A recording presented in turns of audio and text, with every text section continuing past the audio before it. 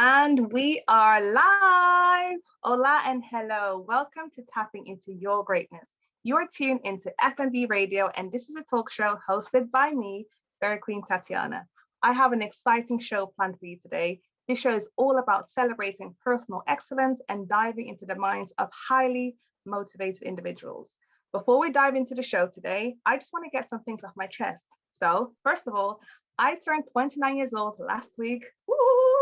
I'm so happy, and I had such a blast on my birthday and can't wait to receive all the blessings that are in store for me. One of those blessings is having this amazing show, so thank you for all of you who are tuning in. Second, I'll be co-hosting an amazing event by my Unity in the Community family, which you'll be hearing about later on the show. But the event has to do with vaccine hesitancy in the Nottingham Black, Asian, and minority ethnic community, which we all know is very much real. So finally, for all of you tuning in today, if you want to send us a question, comments, please feel free to slide into our DMs on either Fairy Queen Tatiana on Instagram or at FMB Radio.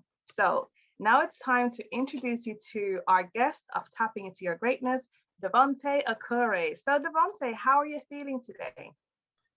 I'm feeling great. Thanks for having me on the show. It's a privilege to be on such a dynamic and exciting show. Thank you. Thank you. Are you feeling happy, sad? What's the emotion today? Talk to us. I'm feeling very happy. Okay. As I've been on radio before, I've been on Yes. BBC Radio in Nottingham before, and Okay. yeah, being on as many platforms as possible. So looking forward to it.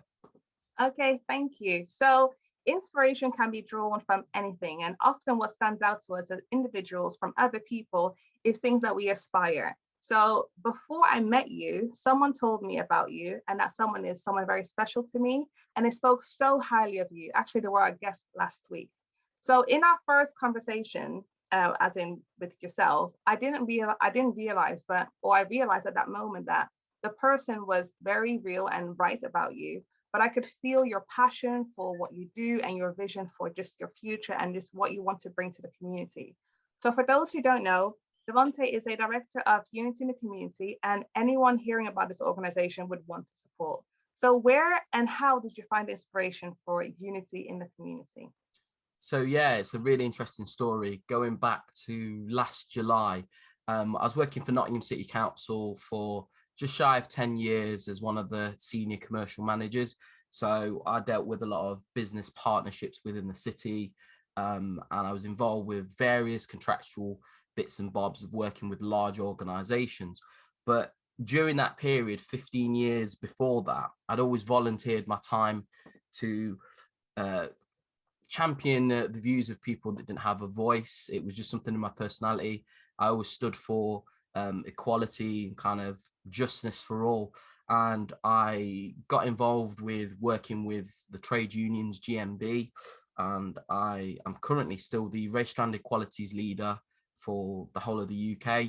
And then I kind of went also, while facilitating that particular role, I also was the first Black elected chair for the Labour Party in Nottingham City Centre. So I'm the chair for Nottingham City Centre and the park area within the city centre. And then I also sat on various different boards. I sat on the Equalities Board. I was also the BAME chair for Nottingham City Council, so the BAME network chair, the staff support network. So my journey was a journey that was very interesting, and I realized that actually some things that you do, and it took me a while to realize this point, that if you do something effortlessly without even thinking about it, so there wasn't any financial compensation, there wasn't any very senior role involved with it. I just did it because I was passionate about equalities. As growing up, I've experienced racism. I've seen unfair or less favorable treatment towards Black and Asian minorities. And I was always that person that was the person that would actually challenge it, and whether that was verbally or in writing. And I became one of those kind of pillars for a lot of people that didn't always have the ability to articulate themselves or attack things, as they say, in a very corporate way, but also from a community perspective. So that was kind of the start of my journey. And I think that when I was on this journey, and I still am at the moment, it's kind of had the culmination to bring me to this point. So as going back in time again, back last July, what I did was I'd been in the role for quite some time. My excitement was being involved with all these particular groups, etc. And then by chance conversation with a community group that was looking for funding, I connected with a couple of individuals and we shared a passion for community work. And it made me readdress and reevaluate and maybe reflect where I was. And I thought, hold on, actually, I've been doing all this for this long. Is this the right job for me? And during that process, I met a lady called Misha Bradshaw, a gentleman called Roger. There was a lot of back and forth brainstorming, and the idea of unity in the community came up because we were like all on the same page. And then I realized one thing, it was so effortless to do it. And I thought, why haven't I done this before? But as we all know, we can have some really fantastic community groups, but sometimes funding is a major issue in the sustainability. And what I realized when I set up Unity in the community was that I wanted to use my commercial and corporate skills within the third sector while doing great community projects. So that's kind of the long and short of it, how I kind of got to that point. There's a lot more detail to that. There's a lot of ups and downs, trials and tribulations. And I've been on a very steep learning curve in terms of sometimes getting the right people involved. And I think where the business is now in terms of what I've garnered from that kind of experience is that building up a structure to support all volunteers, all members of staff, everyone involved in the organization from a family orientated point of view. And I think that unity in the community is something that I've always championed all my life in terms of how we should be treated, how our skill set should be recognized, how to motivate people while also giving them an opportunity of ownership. So the structure of the business as well, really quickly, is everyone that gets involved, I'm giving them opportunities to have ownership as part of the business, because my longer term vision for the organization is that we go national. So it's a bit of a franchise model with kind of a nucleus center point, obviously from myself as being one of the founders, to harness this work, because I think we're dealing with such a complex issue around racism, opportunity, training, social and economic restraints that we currently all face in various different ways.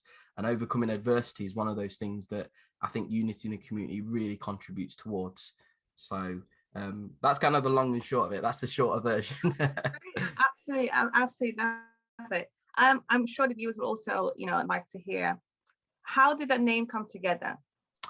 So during the original time, the name Unity in the Community, I was talking to one of the other directors in the organization, Misha. When we were talking, we're kind of banding out some names here, there and everywhere. And she asked me a question. She said, have you got a name in mind? And I used to do a lot of MCing, if anyone knows what that is. I like to make words. I like to make words rhyme and stuff. And I was like, yes, unity in the community. And she was like, gosh, I can't believe you just came up with that, because I was thinking the same thing. So it was a bit of an organic way the name was founded for the business, but it just shows at that particular time there was that kind of thread to get to that point. And it encompasses everything that we do, actually, because that unity within the community, no matter what background or ethnicity you are, is bringing all the voices together for champions, supporters, people that are going to be activists, campaigners, and actually give that fulfillment to the community. So we need to do that with unity. And I think one of the most difficult things for the BAME community as a whole, unfortunately, society is pit us against each other. So sometimes it's like snakes and ladders. So one of us makes it and then pulls the ladder up because there's a disassociation with other people that are similar to them. And this is my personal experience, so I'm not speaking for anyone else, but it's that some people want to disassociate from other people because they've managed to crack that glass ceiling. And the problem is that mentality, unfortunately, doesn't get us anywhere, because in wider stream society, we have other ethnic groups that just do it by default. And we're kind of pitted against each other. So a talented person here versus another talented person there, sometimes we're at conflict with each other. And I think the problem is with unity in the community, when I found it, I wanted to bring together some really intelligent, creative people that can actually work together to overcome that stereotype that minority groups can't be organized or work together collectively. Okay, thank you. So one of the projects I'm supporting you with is the vaccine hesitancy. How do you see that, uniting the community here in Nottingham specifically? So I think one of the key things is, so I don't want to be controversial, but I have to speak from the heart on this. Within vaccine hesitancy within the BAME community is a issue that dates back generations. It goes global as well with the Tuskegee experiments that happened in America, where essentially, if you're not aware what that is, it's experiments were made by giving African Americans particular diseases like syphilis and some incurable diseases, just to see what the effects were. So we're like human guinea pigs. And that's just one experience within Central America. And I think geographically over the world, there's always been something that's happened with a lot of minority groups in terms of the ruling class testing things on us. The vaccine hesitancy project that I'm involved in is not to point people to take the vaccine. It's actually just have the conversation. Because unfortunately, sometimes what happens within our communities is people have a conversation about us without us. And I think what we're trying to do is readdress that balance to say, we're not robots. We've all got personal opinions, whether you're for the vaccine or against the vaccine. The webinar session is just actually getting the views from the grassroots to make sure that everyone has a say. In terms of the longer term implications, is those conversations need to be happening on a more senior level. And the overall project goal is to make sure that unity in the community can help facilitate those conversations. So we're not biased one way. We're not supporting institutions. What we do is we support the community, because we're not a monolith block. We've got so much diversity in the community, both culturally, ethnically and religiously. So it's trying to have that open conversation. I think sometimes it's like difficult for large governmental bodies to actually interact with some groups, because there's a lot of historical issues, there's a lot of social and economic issues that happen. And I think this particular platform with the Unity for Change vaccine hesitancy within the BAME community webinar session is a bit of an experimental way to see if we can garner the right bits of information and research to better service the community, and actually submit that to the powers that be to say, here's where we're coming from this community. Now you take and do as you feel appropriate with that information. But I think what's happened historically is that we don't always have that information to hand. So sometimes someone has a rumor about something that's happened, or we go by word of mouth. We've got an oral tradition that dates back hundreds of years. And I think what we lose is those voices sometimes don't get into the right rooms or meetings, or the people that are making decisions about our futures and what the impact will be of the vaccine. So as I did say, we've got some fantastic speakers on there. We've got some community leaders, and we've got a lot of professionals. And I think the key thing about that is sometimes there's a bit of a separation between the two, and we're trying to bridge that gap and have a really vibrant conversation. So if anyone is interested in knowing more, please go onto the Unity in the Community Facebook page or LinkedIn to find out more. The session takes place at 6 o'clock on the 9th of June. And we're looking for as much support as possible. And we're trying to build up a network of various people in the community that have a voice through our vehicle, which is Unity in the Community. Thank you. So you heard it first, go and support either as a participant or just help, Unity community grow and to build into that vision. So thank you. So, you've spoke a lot about, the things that you've done outside Unity community, and you seem like a very accomplished person, a very successful person. I have a question for you. So if you can take your mind back to when you were really young, like in your childhood, what and when was the first time in your life that you realized you're really good at something? Like it could be a talent, it could be even your emceeing. When did you realize I'm good at this? Like, when was that moment? Do you know, I couldn't point to a specific age because I don't think I could remember anything before I was like 5 years old, but I had fleeting memories. But I always remember one thing. So I was originally born in Nigeria, and my father's bloodline is a royal bloodline, believe it or not, in a place called Akwa Ibom State in Nigeria. My grandfather got knighted by the Queen, and he got an OBE. He was a diplomat for Nigeria. He translated the Bible into our native tongue. And when I was growing up, my father always used to tell me and set a really high bar, both academically and also who we are as people. And when you're younger, you don't always engage with that. It goes in one ear and out the other. And I realized that actually there's something about the message that he was telling me. I found out that when I was very young, I was very popular, and I was a natural leader. So that was one of the first skill sets that I kind of picked up on. I also realized that I was very good at getting different groups of people together and being able to actually get them to work collectively. So my earliest memory of that would be when I was in, I don't know if you'd call it that, but you'd call it preschool probably here, but in Nigeria it was called something different. What is it called? Do you know what? I can't even remember the full name now, and I don't want to kind of speak out of turn and someone puts in the comments, but it was basically school. They called it school, but in England we call it like preschool, nursery and whatever. But it was a very disciplined school from a military point of view. And if you got questions wrong, for example, you got caned at school as a child. And that always stuck out to me. And with my classmates, I was always that person that had an idea that people wanted to follow.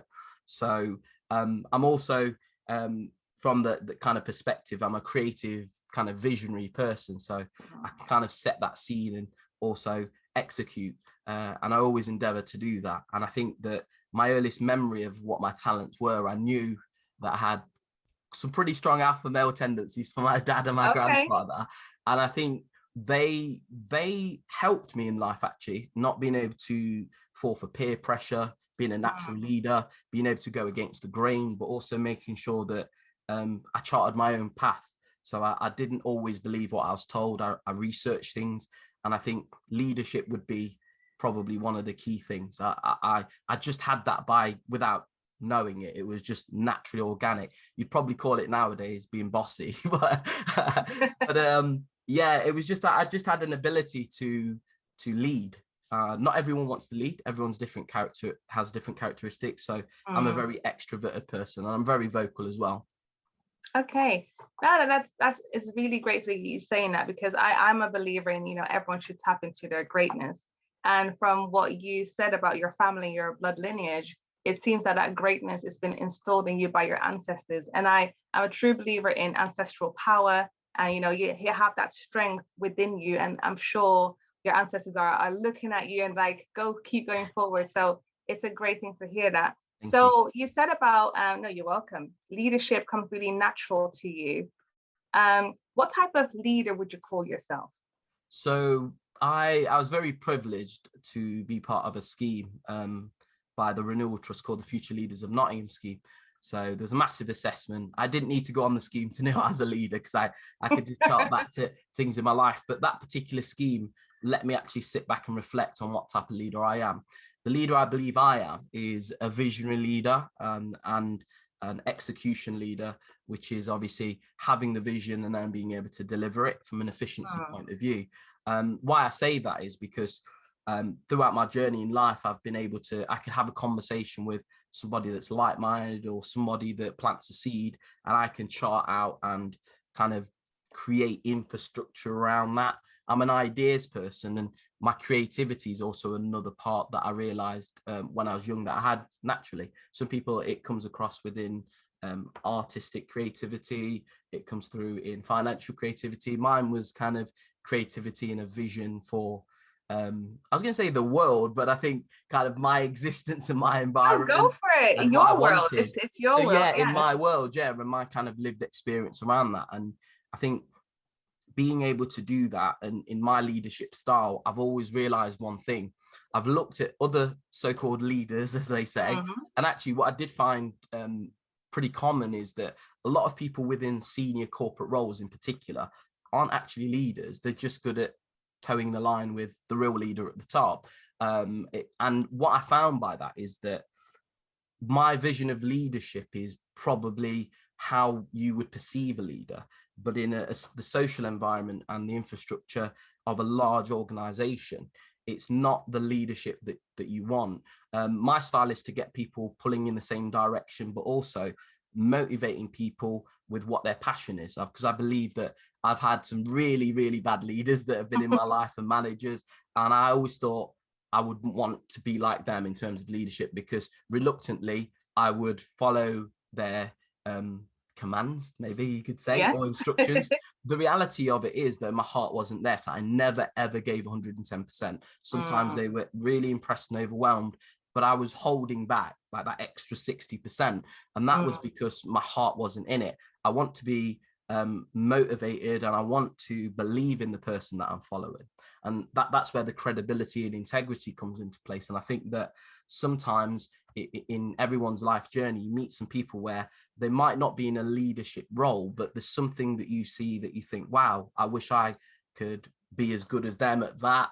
And I think what I've done is, over the years in my leadership style, is I've thought about things I didn't want to be, but also things that I would want to be. So another point to that is to say that what I try to do is make sure that I have good relationships with the people I work with, but also ensure that they're happy within themselves. Because if someone's not passionate about the work they do, it reflects in terms of their engagement, their punctuality, and just their general kind of worldview. So one of the key things about unity in the community is things have happened, and people say it's fate, and introductions that have happened, even the same way that I met you, Tatiana. I think it's key that certain things happen for a reason, and I believe that I've been really fortunate within this business to get the right people for the organization. One thing I don't tolerate is bullying, rudeness, because there's no need for it. We go through so much as we are as people already, and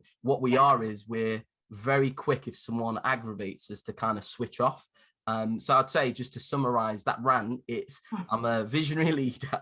I'm also a leader that likes to work in a team and bring people together and bring the best out of them. But also I'm not shy of making other people feel empowered to be leaders themselves with me. Because what I do believe is that with any project that you're involved in, you have to make sure that people have a stake in it. And the stake has to be something that they're passionate about, but also ownership. And I think that's something in our community, we sometimes give some of our best work, but we don't always get the right rewards for it. So I'm trying to kind of change that cycle. Okay, thank you. I absolutely can see, and even from hearing you speak, I can feel the vision and kind of like buy into it. And I've noticed within myself, but also with other people, they're visionaries, they have all these dreams, but it's the execution part of it. How have you found kind of the balance of, like, not just talking the talk, but also walking the walk, which is something that you do? I'd probably say that the balance for that is that being able to execute what you want to do is great with the intention, but sometimes it's not always feasible. So it's also knowing when to step back if something isn't working.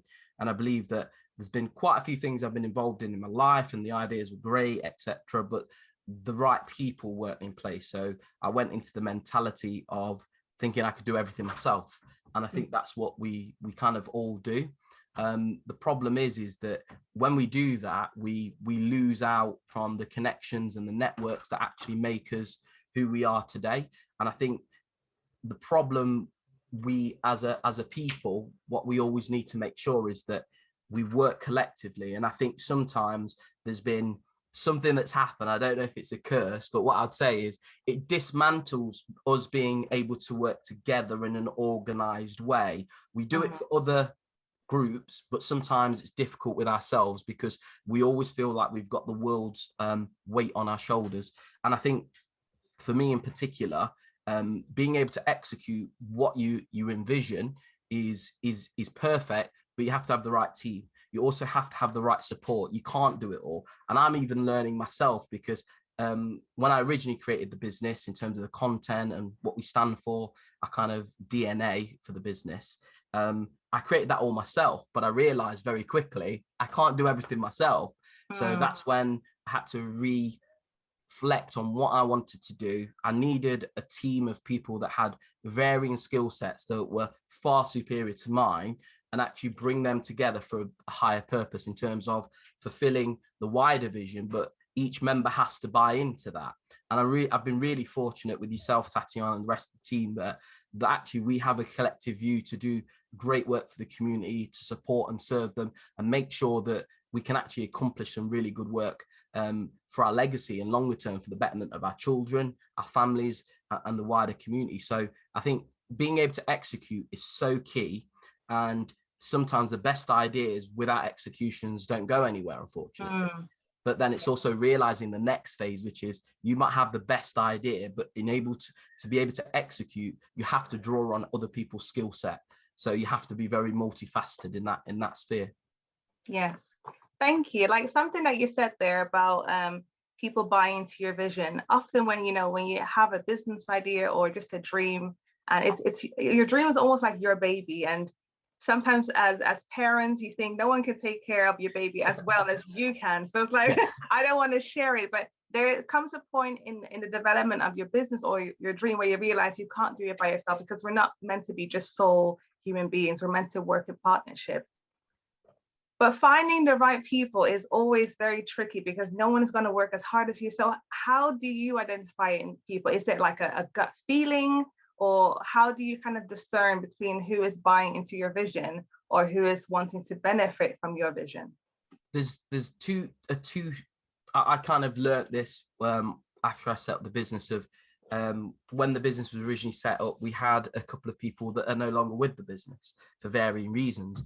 But a lot of it was actually zero workout for keeping it really simple. Simple, yeah. And I think the reflection of it is that when you start realizing, you also start realizing the people that are driven. So to be able to identify those particular right people, I think you have to put yourself, and like you said quite rightly, you have to step back. But also the collective vision of the business, those people have to have a universal thread. And that universal thread is around what they believe in. Do they want to do this without a financial compensation? Do they want to do it for money? Do they want to do it to help people? They have to have a caring nature. They want to have to help people. They want to look at something that's bigger than themselves. It's a higher purpose. It's not about the wealth and opulence that comes behind it. When you're really big, it's about making sure the people that you've got have got that natural drive and determination to do this great work, because the work that any community group's doing is very challenging. You're essentially trying to readdress the injustices that have put various people in detrimental situations, and some people within the community in very superior situations. And I think if you can't find the people that have a shared vision, so when you said earlier my vision, I don't look at it like that. And when I created the business, it's a shared vision. If there's a principle within unity in the community that somebody doesn't have a closeness to, this probably isn't their business, and it's not an area that they want to work with, because it's very universal values, and those are the people that trigger those elements within their brain, within their hearts, to think, do you know what, I've stood for this all my life, I want to get involved, and I think I could do some good work. I just haven't had maybe the machine behind me or the motivation to move things forward. There's also another thing around people that might want to benefit from that kind of environment. And I was very fortunate, because early within this journey, I met those people, and those people, the best way I could put them, they're like a spiritual vampire. So they want to suck your essence out of your wisdom, your intelligence, because in their mind, they think that they can take that and do something better. But there's always something I've learned in life, because it's happened all my life. Those people that take your ideas and your natural kind of essence of who you are and what you do effortlessly and you're passionate about, don't have that same level of creativity and drive to be able to execute that. So that's why it's so important when you're getting the right people to support what you're doing, that if they don't have a shared collective vision of what they want to do and who they are as human beings, it's not going to be a fit. If their main motivation is finances, it's definitely not a fit, because when the money runs dry, they're probably not going to be around. So I think the difference is what I've said longer term for this business is it's like a train journey. People will come on board and get off at different stops. However, I'm in it for the long haul. I want to be in a position where I can pass my element and my responsibilities down to my children, and they can do the same. Because with this type of work, the generational change that we're all seeking might not happen in my generation. We can make really clear steps to it. No one knows how long they've got on this earth, but I'm damned going to try to do the most I can. But I think the longer term vision is being rich within the knowledge and oneself more than financial gain. And the key thing to it is when you run any business, finance is a key point. It's also being fair with the people that are involved and making sure that they get paid accurately for their work that they get done in. I worked for various community groups many years ago, and my work was free. And then one of the wake-up calls was I found out that people were getting paid and I wasn't, but I was delivering a lot more work. And I think, where's my coins? Well, interestingly enough, that's just to say that sometimes as people from our community, what we don't do is we're not bothered about money if we're sometimes in the sector, and this is our remit of work.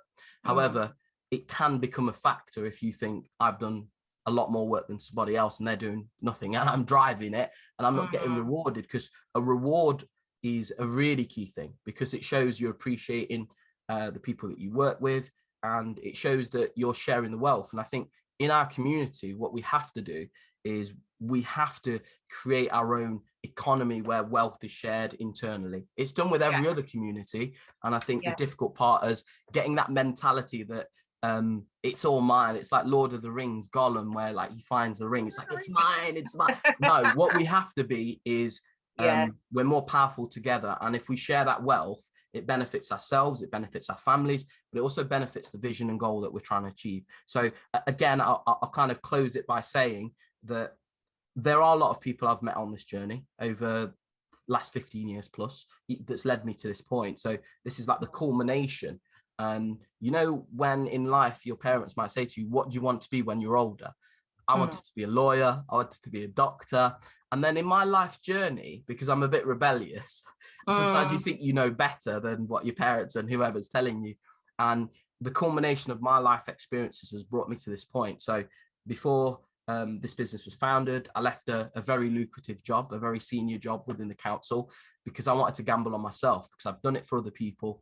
And I thought, do you know what? It's about time. This is so natural to me that I need to actually create my own future with all the messy things that are happening with COVID in the world. The world's changing, and I'm an adapter.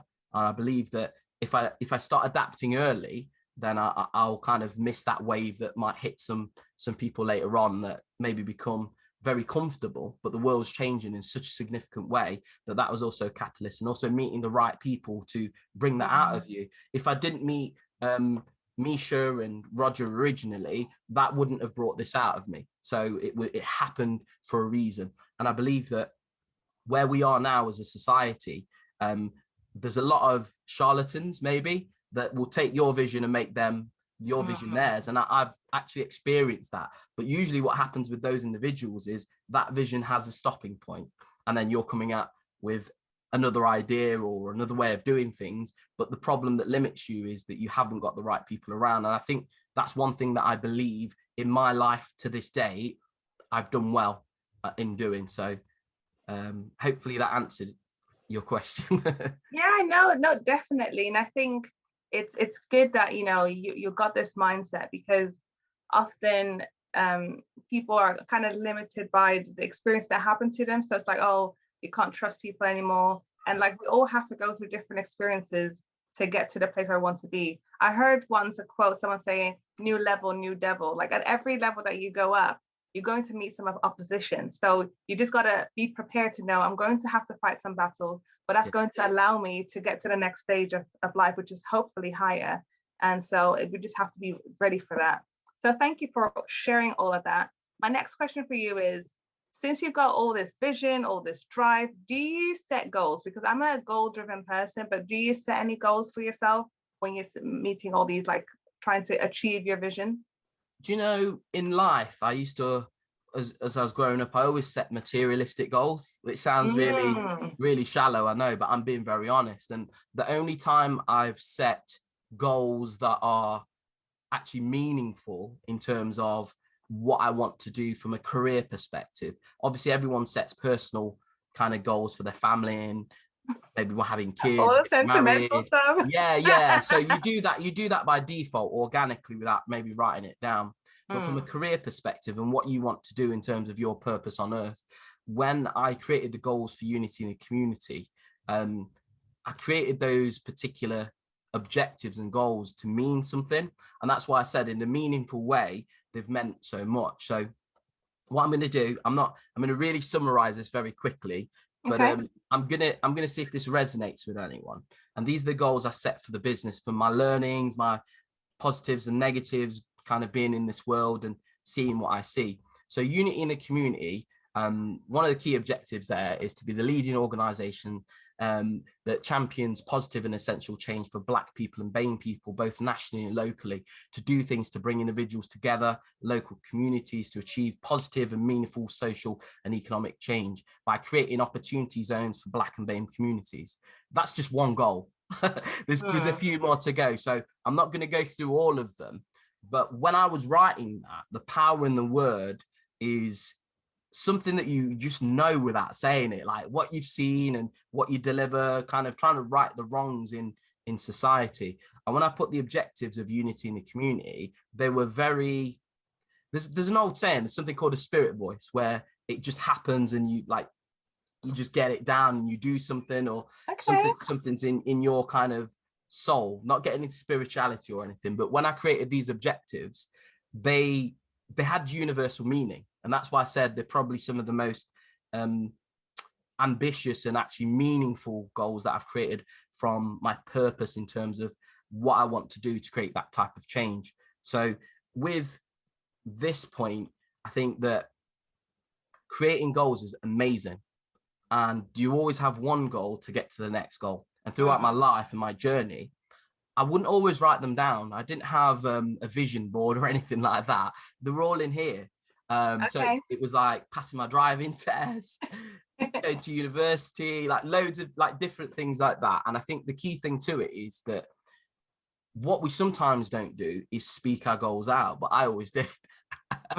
Sometimes irritated people. So that was my way of accommodating my goals. But I think that if you speak your goals out, if even if you don't always achieve them, it can be the spark for somebody else around you. And I think out of our community, it's classed as someone being egotistical or cocky or someone thinking they're better than other people because it's frowned upon. But in other communities, it's actually just natural. And I think if we can get to a place as a society where people are able to speak their goals out, it might encourage and spark other people. And that could become their goal in terms of achieving academic attainment, financial empowerment, social change and development. And I think that we need to not shy away of who we are. And what drove me was I would speak my goals out to my friends, to people that anyone that would listen. And sometimes it went in a positive and a negative way. At the same time, though, I'm a very confident person, and there's some people that aren't as verbal or vocal as me, and those people have goals that they set, but you just don't always hear about them. I think that setting goals are important, because if you don't set a goal, you don't have anything, I think, to aspire to sometimes. So it could be even a personal goal not to go out and be in by a certain time. It could be anything. But setting goals for me, and this isn't the same for everyone, is something that has been kind of part and parcel of who I am as a person. So I think it's important. Okay, thank you. So definitely speaking things into existence and being connected with that, that spirit voice that you talked about. I think it's all very, very much interconnected. And like you're saying, it has a universal language. So that I think people can not buy into it, but kind of be like, oh, I also believe in that. And that connects other people. So I'm very happy to hear that you do set goals, because I'm a goal-driven person. So in terms of all of your goals in life, whether it be family, career, what is one of the goals that you're most proud of achieving? Well, from a family perspective, it's my children. So, so I've got 3 children, 2 boys and a baby girl, and I think those are kind of my proudest achievements, because I think it's that unsaid thing as a parent, and also making sure that you're there for your children and supporting them in any way. I was really fortunate to be in that position from my mum and dad, and I wanted to kind of instill that within my kids. So that was a goal that I wanted. I achieved it 3 times over. But then a lot of other goals that I'd kind of say are things that really empower me, but also make me feel proud of, are things that I've achieved in my career. Because sometimes when you know you are something, you know that in yourself, but you need your peers to ratify that. So I was involved with, obviously, the Future Leaders program, which was very, very inspirational, being part of that. I also had the great opportunity to get politically involved within the city as the first Black chair of the Labour Party within Nottingham. And I think what I've always tried to do is make sure I can do something so somebody else can follow. It's, pardon the pun, or this might sound cheesy, but maybe opening the door for other people. Because the proudest moments for me, I'd say, are my family, my children, setting up the business, which I should have probably done 20 years ago. But I wouldn't be here now if I'd done it 20 years ago. Who knows where I'd be? But those are kind of my top things. And I think one of the key things to it is something I'm proud of, is that being a good father is something that I think means so much, because it's difficult in this society now to actually have fathers that can withstand the issues surrounding relationships or breakdowns of relationship and actually still be there as a father, because life's got more complex and advanced. So I'm proud that I'm a father, and I'll always be there for my kids. So thank you. Thank you. Got a bit sentimental there, but yes. I think it's so important, especially like around the family and present fathers, because a lot of this, divide in communities is also a reflection of the divide in the home. And when we mend our homes, when we mend the relationship with people that are meaningful to us, it can build our communities. And like you said, in our society today, it's having present fathers is a difficult topic for a lot of people. So, but it's very good that your children have the opportunity. And for myself, I have a really good relationship with my father, and that's something that I really prize, because it's such a special bond. But thank you for sharing that. So, on the days that you do struggle, so I know you're very highly motivated, but there must be some days where you think, oh my goodness, I just don't want to get up. But how do you hype yourself up to get back into that, that mindset of let's do this, let's just win this day? How do you get there when you struggle? This is going to be very controversial for some people. Everyone needs a particular drive or motivation. And my motivation, which is different because everyone motivates themselves in a different way, why I believe I'm such a driven person, is because I want to prove the doubters wrong.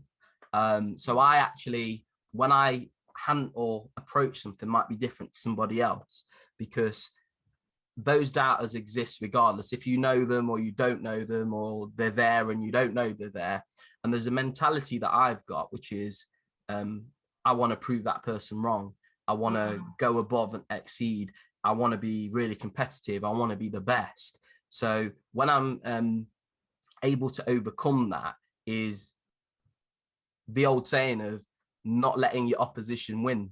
So just watch out for the ops. But the opposition are people that don't want you to succeed, do well. They want your downfall. As you know, in my life growing up, and I'm sure it's the same for everyone, I've had a lot of haters because of my personality and who I am as a person. But I'm never, ever going to change who I am to please somebody else, because I'm like Marmite, you either love me or hate me, and I'm not going to please or conform to anyone's standards to make myself more palatable, because that's me. Obviously you can tone it down in terms of the work environment, Yes. but at the same time I think remaining true to yourself, to be able to overcome those things and being driven in that way.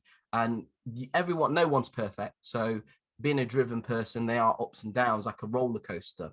But the way I see it is there's always a next day, there's always something new that comes in, and how you feel today is not how you're going to feel tomorrow, because the world doesn't work like that. It'd be great if it did and when everyone was happy 24/7, but when adversity's thrown at you, it's how you cope and react to that. And everyone's going to fall in life. It's how you pick yourself up and get on and move forward. And I think in my life, historically, it's been about reflection. I've had some tough times, challenging times, and I've had some fantastic times at the same time. But I know that some people find it difficult getting past that, kind of where they feel down or whatever, and it's difficult, and it manifests itself in depression, mental health, etc. I also use music. It sounds weird, like looking forward to a new song or new artist that's come out. That's a really good stress reliever for me. Exercising, and also just being able to believe in yourself. So when you feel low about yourself, and let's just say for argument's sake, some people live in isolated situations and they might not have a good support structure, etc. It's being able to be confident in your own company. That's the best way I could put it, because if you need, and I'm not, this is just a personal opinion, I'll put that I'm all ears. But if you need people to make you feel like you, that's not the real you. If you're comfortable in who you are in your own skin when nobody's around, that is the real you.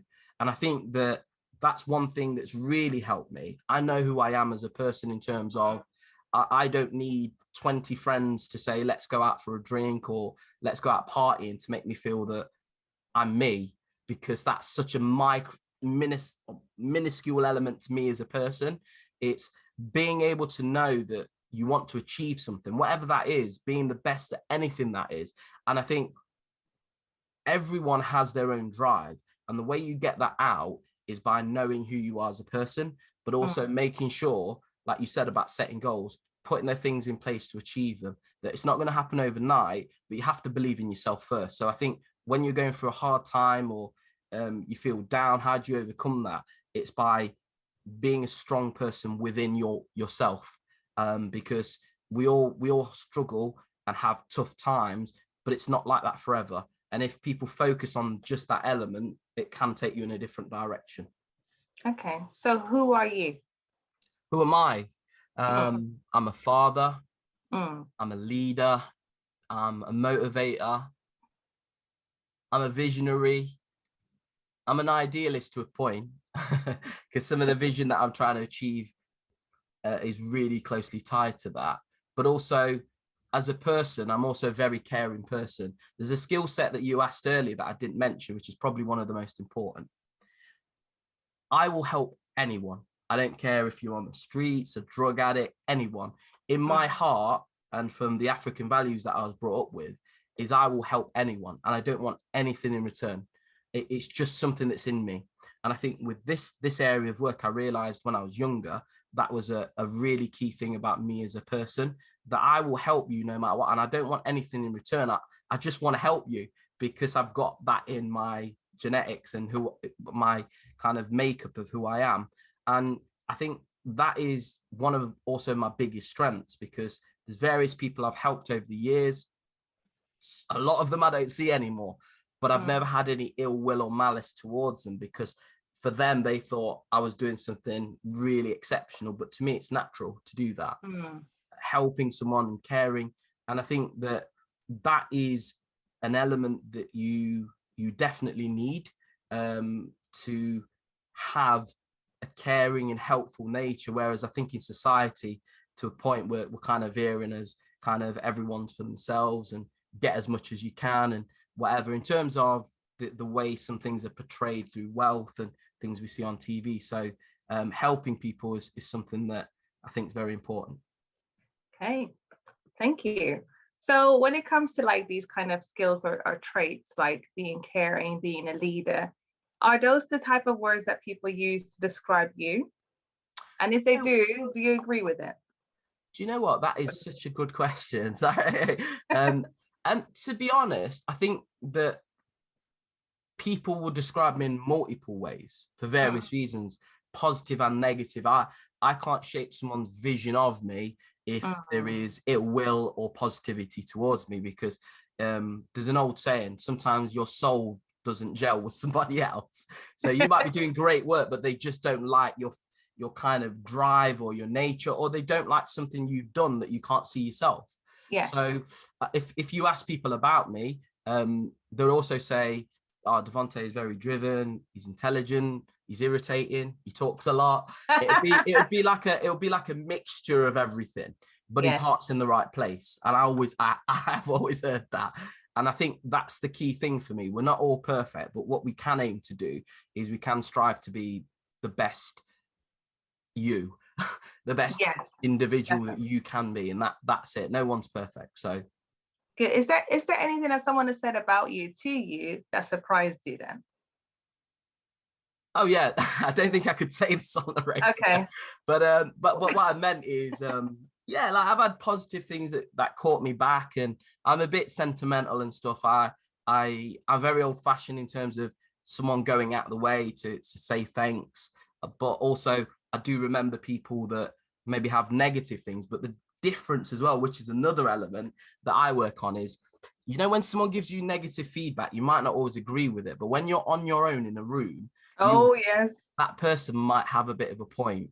And what I've always done is I've taken that feedback. I might not 100% agree with it, but I've taken an element and tried to better myself. So I think that in life, you have to do that. You have to be able to take feedback on board, and what anyone says in a positive way, people that are my supporters, anyone that's saying something about me negative, they're either somebody that I filtered out of my life, or they just don't like me because for whatever reason, maybe their own insecurities, or they just don't like me because we've clashed. So it's tough to say, but I'd say I've got more people that support me than are against me. So I think that's all you can ask for. You're not going to please everyone, are you? Yeah. No, I hear your point about when people say things and you're by yourself, you're like, I can see that. I can see that. But admitting that or owning that, I think there's always room for improvement. And for us to be great, you know, we have to be able to, like, you know, unlearn our weaknesses or our bad traits to become better people. So I completely concur with you on that one. So when it comes to, you know, motivation, because you said you like to motivate other people, what's your favorite motivational quote? Do you know what? This is going to sound really narcissistic, but I had a quote where, like, I was looking at some quotes that were going out on social media previously, and those particular quotes, they had like a universal meaning. And my favorite quote that I've made personally is a quote that is centered around loads of other quotes. Okay. that made me create my first ever quote, believe it or not, which happened a couple of months ago. And I think that the difficult part about where we are as people is that there's so many fantastic quotes. So I don't want to kind of be kind of cheesy with it, but I said, the quote goes something like this. So it's not going to be verbatim, so heads up, but generally it means the same thing. I said, the unity within society can create groundbreaking change and create a revolution that can go on for generations and generations. That wasn't my original quote, but it's kind of evolved to that, because in society, if we all work together collectively, we achieve more. We're stronger together as a voice. And I think there's great quotes from Gandhi, Martin Luther King, Malcolm X, just everyone. Bring on the greats. Bring it on. But actually, there's so many great quotes. I'm going to put a question back to you. How do you materialize that in your own life? You have to create your own quote. That was going to be my next question to you. Oh, wow. Sorry. No, but like I was going to kind of ask you, because, you know, I'm here not to hear my voice, but to hear your voice and your perspective. But how does that quote motivate you currently in your life? I think it maps out my universal vision of where society could be. And by kind of knowing that quote, manifesting it in all of the work I do. So whether it's unity in the community, in my home life, just out and about in the real world, it manifests it in that way. So it's kind of a universal value that you aspire to. The difference is if you're going to achieve that, it takes quite a lot of people to do it. But that's why I said the bit about the idealism and stuff like that.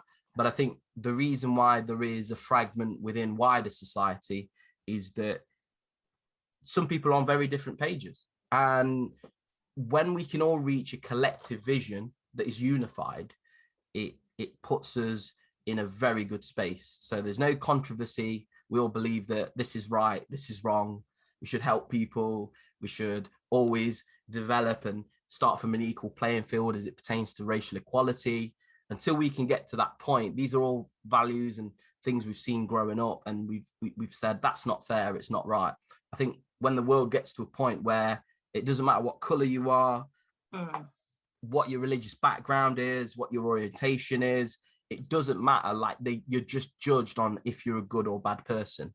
Until we can get to that point and overcome the stereotypes, it's really difficult. But that's kind of how I'd like the world to be. Hopefully it happens in my lifetime, but I think that's yes. Driving Speak force. it into existence, like you said earlier. Cool. Definitely.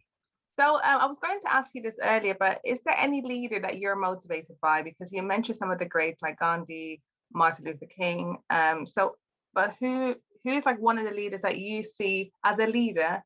Who are you inspired by? So all of the leaders that you've just mentioned there, they're kind of just foundation stones. Because you're going to throw a lot of people off, but Tupac Shakur, Nipsey Hussle, just what they stood for, what they did. Okay, I hear you. And what about them specifically? Tupac was a revolutionary MC. He stood up for Black rights, Black values, and empowerment for the Black race. Nipsey Hussle did the same, but it kind of bordered on kind of community empowerment from a financial perspective, spending money in our own communities. I also really like as leaders Elon Musk, and Elon Musk because I'm also a bit of a tech geek, because around where society could be from a technological perspective. And there's quite a lot of leaders that I could mention, but I don't think we have time. But those particular leaders is always something I think you can get out of them. And a lot of it, if you've noticed, some of these really big leaders is about taking that step foot forward and actually standing up for something. And I think if you're always on the fence on something, you're always going to be a casualty of the outcome longer term. So we need more leaders, we need more people to step up, and the leaders that we've had in the past, it's learning from what they've done and making it better. We can't keep it in one frame, we have to evolve it, the next generation. Thank you. So all of us leave a legacy behind. What do you want yours to be, in a nutshell? So one of the legacies I want to leave behind is a legacy that I have helped within society to contribute the eradication of racial injustice and economic poverty that has plagued the BAME community in particular. And my contribution through that is my involvement with the Unity in the Community vehicle. And I think that if I can put my bit in, then that would be a legacy that I can be proud of for my children and their children's children. So if I was in a position to be part of the government, I'd love to also put something in there. But I think from a political point of view, that's the way that change is created. And until there's more racial equality at the top, we're going to get the same things happening. So that's what I want my legacy to be, is to contribute towards societal change as it pertains to racial equality. Thank you. That's a great legacy, and I'm sure and confident it's going to happen. So this show is called Tapping into Your Greatness. I want you to finish the sentence for me. I tap into my greatness every day by staying driven, empowered, and motivated to achieve the unattainable, while also still delivering the best that you can be from yourself and empowering other people to work in partnership to deliver your collective and shared goals. You were ready. You were ready. Thank you. Before we go, is there anything or anyone you want to do a shout out to? And, where can people find you, about your project, Unity Community? That will be helpful for our listeners today. Thank you. So yeah, I'd like to shout out the Unity and the community team, including yourself, Tatiana. You can find us at uitc.co.uk, which stands for Unity in the Community.co.uk, but we put it as uitc.co.uk. And also I'd like to shout out my family, all of my supporters. And if anybody's interested in getting involved and doing some great community work, please get in touch with us, visit the website, contact us through any means and platforms. We want to capacity build the organization, so we've got a wider reach. So yeah, shout out to everyone that is also passionate about doing good things for the community.